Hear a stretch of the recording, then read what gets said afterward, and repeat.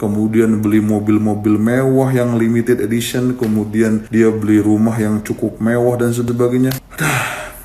Pengkhianat bangsa, pengkhianat.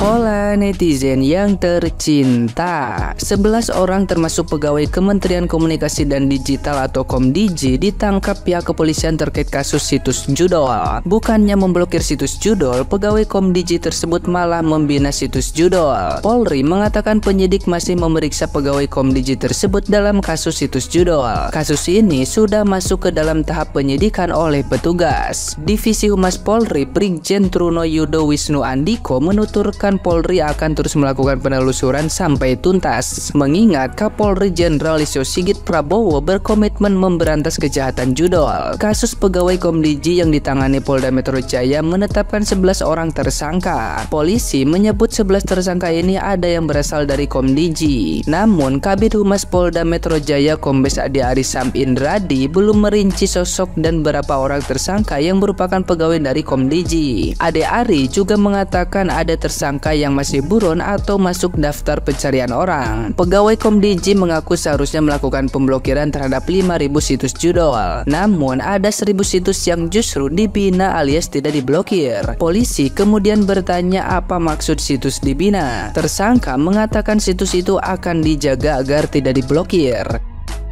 Nah, gimana nih menurut netizen yang terhormat? Silahkan berkomentar ya.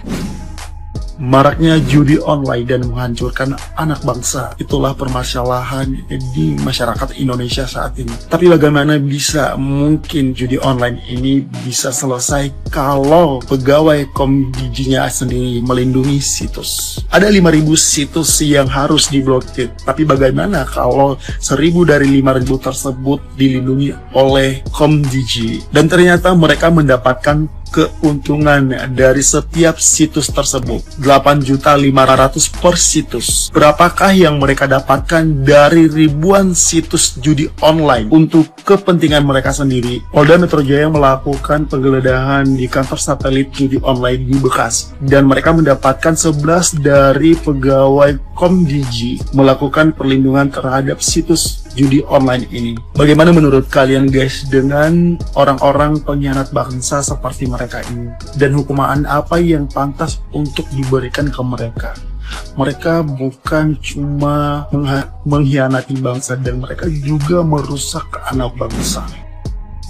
Ini the real pengkhianat bangsa. Gimana masyarakat kita mau maju kalau kemudian para pejabat, para penguasanya melakukan korupsi lagi? Kalian bayangin aja, mereka ini melakukan semacam skema di mana ada 5.000 situs judi online, yang 4.000-nya mereka laporkan ke atasan untuk diblokir, yang 1.000-nya mereka jagain supaya nggak kena blokir. Dan kalian tahu, dari satu situs yang mereka jaga, mereka dapat 8.500.000. Kalian kaliin aja. Dan parahnya, hari ini yang kemarin sempat kemudian ada 10 orang yang tersangka, hari ini sudah 14 tersangka di Kementerian Komunikasi dan Digital, Komdigi, yang sebelumnya namanya Kominfo gitu ya, sekarang berubah jadi Komdigi.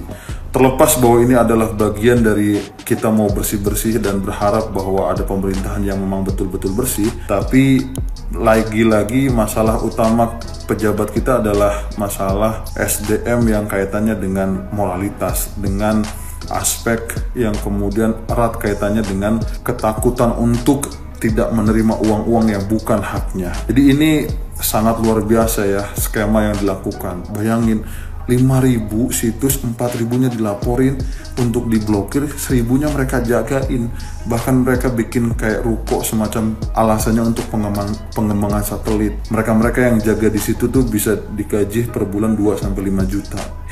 Ini udah parah banget. Dan hari ini mereka udah di-spill juga nih siapa-siapa yang menjadi tersangkanya. Ada yang kemudian di-spill uang yang dia ambil dan dia korupsi dari situs ini ternyata dipakai buat haji furoda lah, kemudian beli mobil-mobil mewah yang limited edition, kemudian dia beli rumah yang cukup mewah dan sebagainya.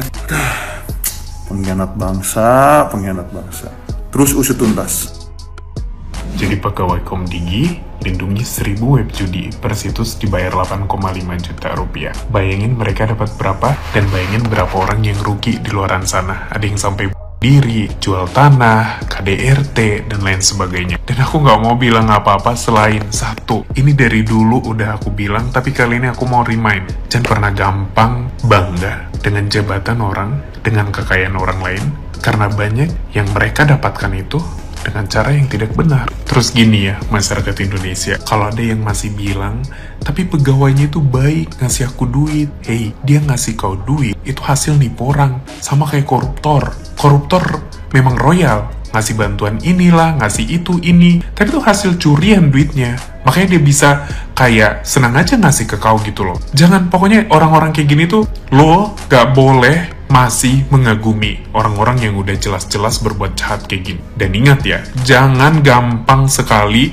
kagum, bangga dengan orang-orang yang mungkin kau lihat dia punya jabatan bagus, harta banyak, royal, dan lain sebagainya. Jangan. Suamimu kalau tiba-tiba punya uang banyak gitu, jangan langsung bilang syukur, alhamdulillah, puji Tuhan. Jangan, tanyakan itu dari mana. Ya, gitu.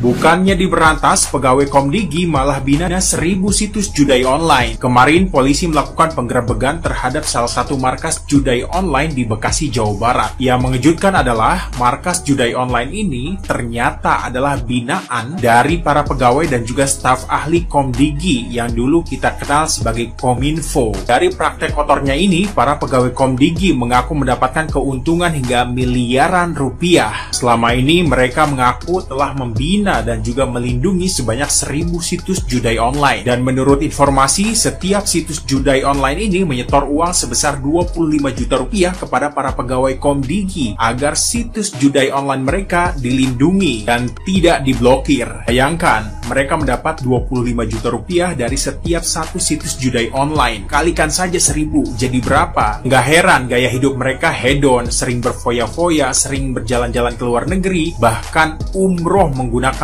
uang panas. Tugas mereka seharusnya memberantas praktek judai online dengan memblokir situs-situs judai online di negara ini. Tapi mereka malah melakukan sebaliknya. Ini adalah bukti penyalahgunaan wewenang yang nyata. Sementara itu, respon Budi Ari setelah mengetahui bahwa para mantan anak buahnya ini terlibat dalam melindungi situs-situs judai online, dia cuma bilang kayak begini nih, kita serahkan ke penegak hukum. Kalau kata gua sih, muke gile, kementeriannya jadi sarang penyamun, bawahannya jadi para pelindung mafia-mafia judai online. Mungkinkah sebagai atasannya, dia nggak tahu sama sekali tentang praktek kotor yang dilakukan oleh para anak buahnya ini? Sekali lagi, ini menjadi ujian bagi Presiden Prabowo. Apakah ia berani menegakkan hukum seadil-adilnya? Apakah aparat dan juga lembaga hukum di bawah kepemimpinan Presiden Prabowo berani menyelidiki dan juga memeriksa salah satu orang kepercayaan Mulyono ini?